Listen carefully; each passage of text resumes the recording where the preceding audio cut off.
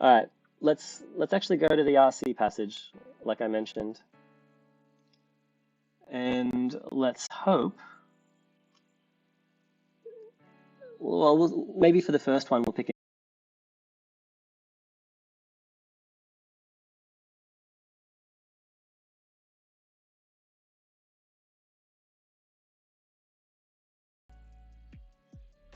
To give a quick brief. Sure. So I can. So anyway, yeah. In general, off the top of my head, and I'm still refining my process, so maybe in a future stream, I might say something slightly different. Hopefully I do, because hopefully I'm getting better. But right now, the way I approach RC passages is the first thing I'll do is I will look at the passage and I will look at the first paragraph and I'll read the first sentence. And if the first sentence tells me like what the paragraph is about, not necessarily the whole passage, but probably the whole passage, it's probably going to be like the intro to the whole passage. But so if I understand the main idea of the whole passage in that first sentence, then I'm going to skip to the first sentence of the next paragraph. If I don't understand what the whole idea is yet, I'll read the second sentence. And if I still don't, I'll read the third. Normally, by the time you get to the third sentence, I should have an idea of what this passage is about. Well, I'm not saying that I'm never going to read it. I'm just saying when I start, the first thing I'll do is just read the first sentence. Yeah, we can discuss primary purposes of the passage without options, which, yeah, yep. Yeah, cool, so I'm all caught up, that's cool. Well, you can kind of, well, like, let's do, well, I mean, why don't we just sort of do it as I'm explaining it, and it might make more sense. So I'm looking at this passage, I'm reading it for the first time with you, so the sensation of pain cannot accurately be described as located at the point of an injury, or for that matter, in any one place in the nerves or brain. Okay, so, and like without reading it, I see that the next word is rather. Okay, so this passage is about pain and how we identify where it's located. And so what I know already from just reading that one sentence and seeing the word rather, actually, let's add that in because it's relevant.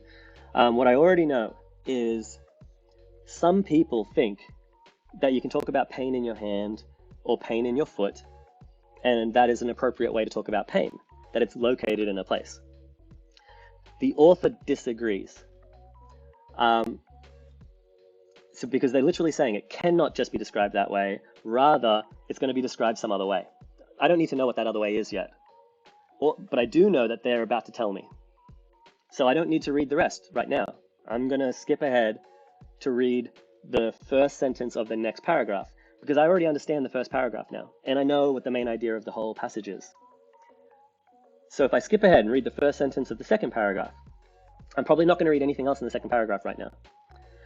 Oh, and if you want to talk about like Scratchpad, it's probably a good idea at this point to say something like this, like main idea is pain not in a location, or whatever quick wording you need to say that would make sense for you. But that's how I might scribble that down. So the main idea of the passage is pain is not in a location. Like you describe it another way. Describe different way. That might be what I'd write. And so passage 1. I'm going to make a quick note. We basically have the conclusion. No, in the passage, sorry, paragraph 1, I should say. The whole thing is the passage. Paragraph 1, we basically have the conclusion. And that conclusion is, pain is described, like pain is described in some way,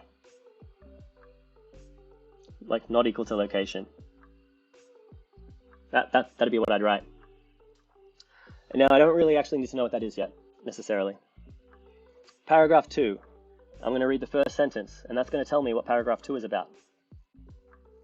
And I didn't skip a paragraph, did I? No. When a cell is injured, a rush of prostaglandins sensitizes nerve endings at the injury. That's the premise. This is some evidence. So I'm going to write premise,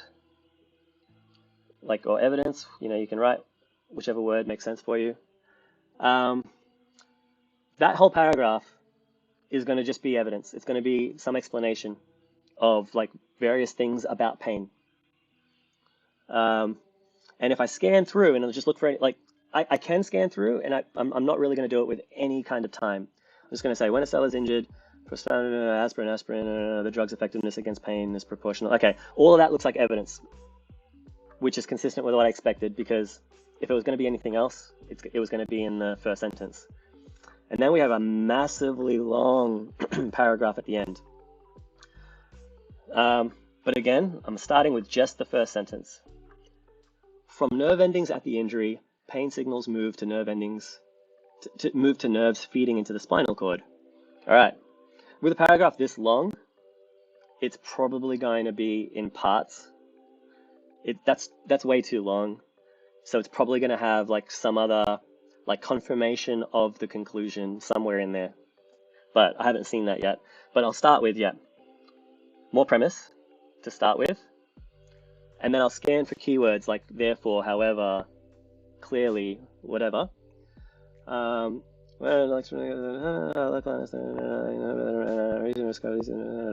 the presence of endorphins now appears involve the release of endorphins. No, it kind of looks like it on my first scan, it sort of looks like it's still just evidence. So it looks like just a lot of evidence explaining their conclusion. So that's kind of what we have. We have 3 paragraphs. The first one is the conclusion. 2 and 3 give us a bunch of evidence. Now, if I was going to come to the question, that might be all I do when I first look at it. And then if I come to the question, now I have to zoom out. Now, as is common with RC questions, the first question is pretty often, what is the whole main idea? I think they do that pretty often, actually. Oh no, let's see if I can do it over here. Okay, that's gonna fit. That's gonna fit. All right, so that's all the question 1. I mean, tell you what, why don't we actually just try and do it really quickly? We'll kind of, I'll speak out loud. I won't go into the clock. So the passage is primarily concerned with analyzing ways that enzymes and other chemicals influence how the body feels pain. Could be. I didn't read the second part yet of the first paragraph, but I'm not ruling out A yet. B, describing the presence of endorphins in the brain and discussing ways the body blocks pain within the brain itself. Describing how pain signals are conveyed in the body and discussing ways in which the pain signals can be blocked. Differentiating the kinds of pain that occur at different points in the day. Okay, so I do need to read the second sentence in the first paragraph now. Rather, pain signals and pain relief are delivered through a highly complex interacting circuitry. Okay, so all of this is going to just be explaining pain signals. All of this is explaining pain signals. So let's come back to our answer choices. So A doesn't look right because we want to understand something about pain signals, describing the presence of endorphins in the brain, describing how pain signals are conveyed in the body, and discussing ways in which the pain signals can be blocked. C looks good. Demonstrating that pain can be influenced by acupuncture and electrical stimulation. No. And differentiating the kinds of pain that occur at different points in the body's nervous system. No. Now remember, all of these things are probably in the passage. And I'm going to pick the one that said pain signals. C. Hopefully it's right. Looks like it's right. Okay, good sign. And it's also a good reason why if you get a question that's a general question like this, so the question is very general. It's saying the whole passage, what is it talking about? Now, if you get a general question like that, you can get distracted by all this, because I am very confident that all of these other answer choices, all of them are talked about in that passage. I'm confident that all of them are talked about it. So, yeah. So I mean that's what. So is this is useful? Like what I'm doing right now? Like because maybe like I mean your method won't be exactly like mine, but if it can help you save a little bit of time maybe, or help you avoid getting some confusion, then it's probably worthwhile, right? I'm going to come across, there we go, that's better. I mean, literally, this is what I've written so far, right? Main idea, pain is not in a location, it describes a different way. And to be honest, maybe I should have just gone ahead and read, like, there was only one sentence left. I should have just read it. And then instead of that, because there was only one sentence left, I would have written here, pain signals. That's probably what I should have done, to be honest. Yeah, sorry, go on. I'll come back to the question in a second. What are the things that stood out for you? You type that while I have a sip of water.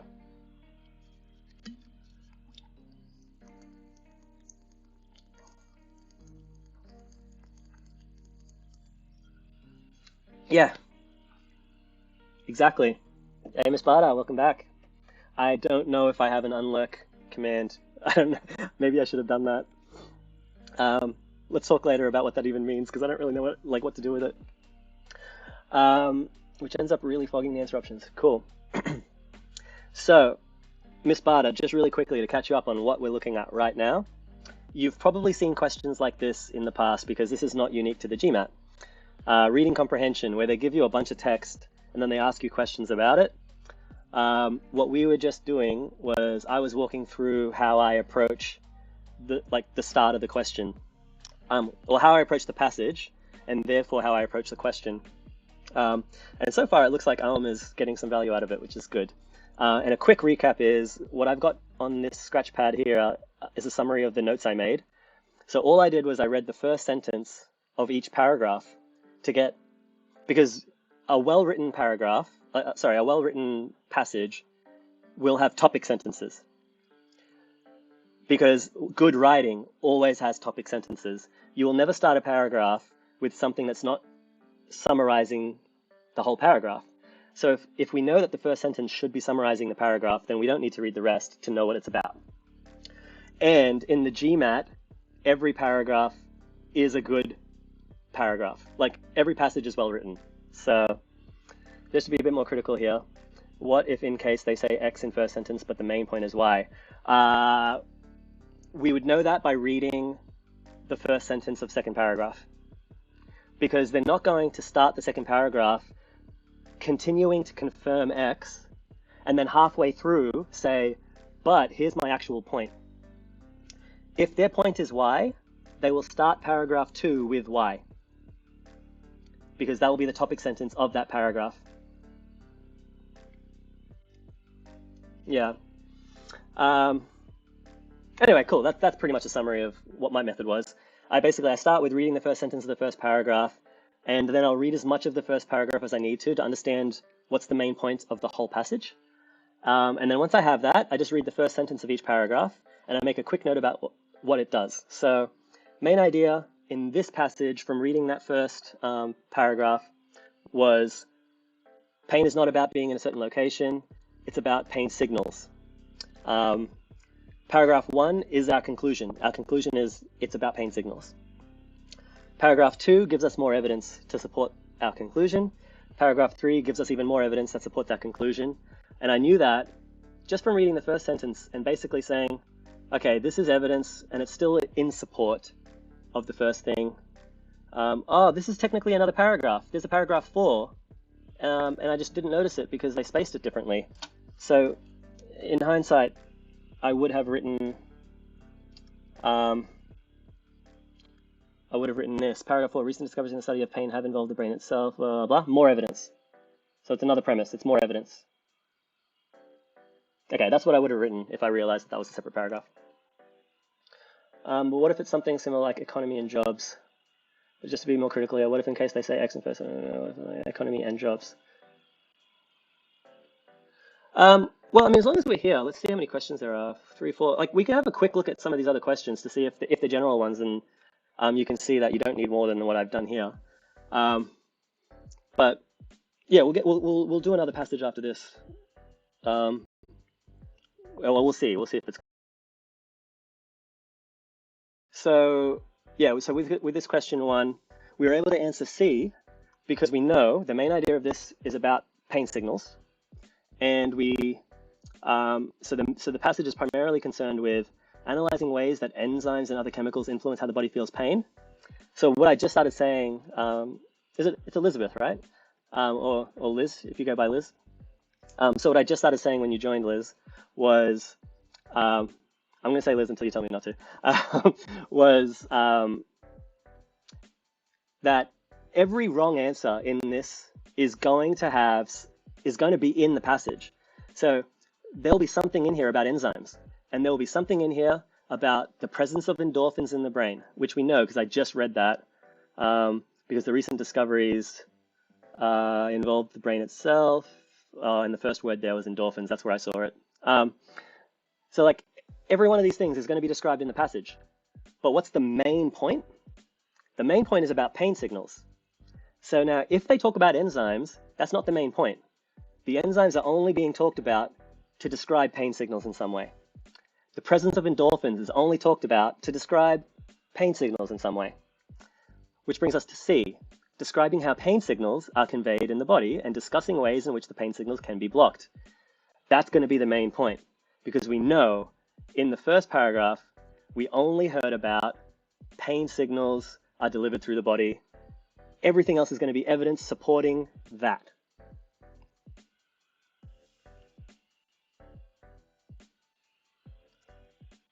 Yeah. So yeah, for this kind of question, the way that they're going to trap you is like the things will be true. So the statements themselves will be true, but none of them are the main point. And so they're all there to distract you. And so people then think, which comes back to your point, people think, oh, I didn't even see that they mentioned enzymes. Let me go check. Let me check the sentence about enzymes. Oh no, I didn't even see that they talked about acupuncture. Let me go find the sentence with acupuncture. And if I find it, then I'll know it's not the main point. That wastes so much time. It can't be the main point because it wasn't in our first paragraph. So if it is the main point, it's going to be our conclusion, right? And it's either going to be in our first paragraph or it's going to be in the first sentence of one of the others. Because we're not going to have a conclusion, we're not going to have our main conclusion in like a third sentence somewhere. It's going to be in the first sentence of one of the paragraphs or in the first paragraph. So it can't be about enzymes or endorphins or acupuncture or differentiating the kinds of pain. No, we know it's about pain signals. It's C. So that's how I was able to answer that with just these notes. So if we look at B, now when you get a specific question, that's when you have to go back to the paragraph. And actually, this is highlighting something I missed. What I should have done when I wrote down paragraphs 2, 3, and 4. Instead of just writing premise, I should have written down premise about what. So I should have said, and so I'm going to delete the word evidence because I like the word premise, but if other people write evidence, you can write evidence or just evid or whatever. But in hindsight, what I should have done is when a cell is injured, a rush of something sensitizes nerve endings at the injury. Okay, so I'm going to say something about like cell injury. And then in paragraph 3, from nerve endings at the injury, pain signals move to nerves feeding into the spinal cord. I want to talk about nerve endings / spine. Sorry about my writing. last one. Recent discoveries in the study of pain have involved the brain itself. Send messages to the spinal cord to regulate incoming pain traffic. Brain, pain traffic. I should have written something like that. It might save me some time finding where to look later. It might not. So in question 2, I mean, I may as well start the timer really quick. Question 2, according to the passage, which of the following is one of the first things to occur when cells are injured? Okay, what is one of the first things to occur when cells are injured? Where is that? Oh, paragraph 2 is about cell injury. Awesome, I'm going to go there. When a cell is injured, great. I want to find one of the first things. Okay, so when a cell is injured, a rush of blah, blah, blah sensitizes nerve endings. And it looks like chronologically this prostaglandin thing happens. And then aspirin does something. Okay, so probably one of the first things is going to be this rush of prostaglandins sensitizing nerve endings. So the flow of electrical impulses through nerve cells at the site of the injury is broken. The production of substance P traveling through nerve cells to the brain. Endorphins begin to speed up the response of nerve cells. A flood of prostaglandins, I'm definitely pronouncing that perfectly, sensitizes nerve endings at the site of the injury. That's got to be one of the first things. It's going to be D. 1 minute. And I was able to find it like that because I knew from the first sentence in the paragraph, it's about cell injury. So, cell injury, I know which paragraph to look in now. And I just need to find the right answer in that paragraph. So I'm not reading the whole paragraph at the start. If I have to, I'll do it now. And I kind of skimmed it, I cheated. I kind of skimmed it, but I didn't read the whole thing really, because I kind of could tell. Yeah, I mean, the hard part will be if the passage is like this, I can't keep it all on screen. And so without scrolling up and down a lot, like if the passage fits on one screen, then we can do that. If the passage fits on one screen, then let's do it. If it doesn't, oh yeah, okay. Yeah, I can do that for sure. That's a good idea. Why not? That's the question. If anyone wants to look at the passage separately. Yeah, great idea. Kind of obvious now that you say it. I should have thought of that. Anyway, sorry, I started the timer 43 seconds ago and didn't even look at the question yet. Well, I've already started this question, so I'm going to still do it out loud, but then maybe we'll do question 4 separately. Of the following, which is most likely attributable to the effect of endorphins as described in the passage? To the effect of endorphins. Did I say anything about endorphins? Nerve ending, spine, brain, traffic? No. I don't know exactly where endorphins was. So what I'm going to do is I'm going to scan through until I see endorphins.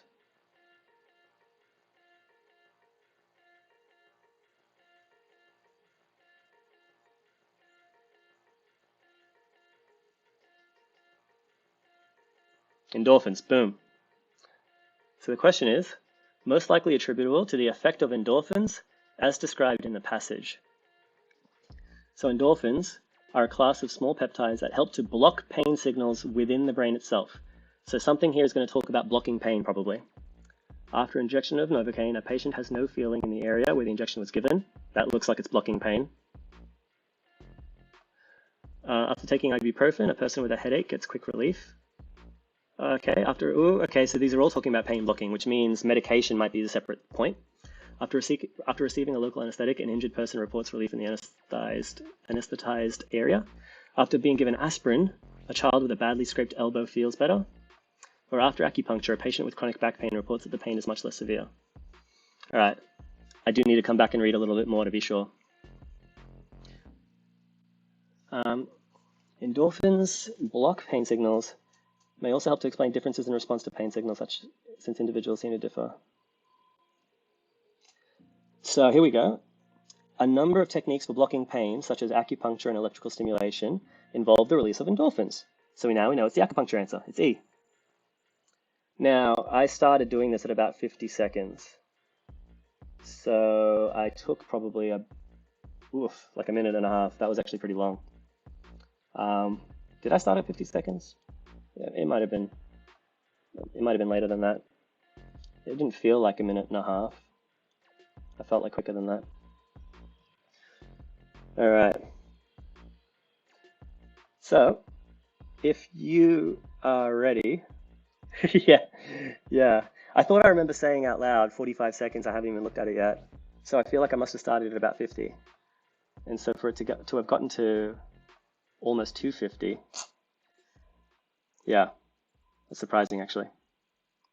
All right. Oh, there is also the point that I was talking out loud. As in I was thinking out loud, which is much slower than if I was just answering it. So I'll give myself a little bit of slack there. Anyway, I'm going to stop the timer in a second. So let's answer 4 together. And unfortunately, you've only got my summary to look at, but for now anyway, it'll have to do. And then we'll do it separately in the next one. All right, let's go.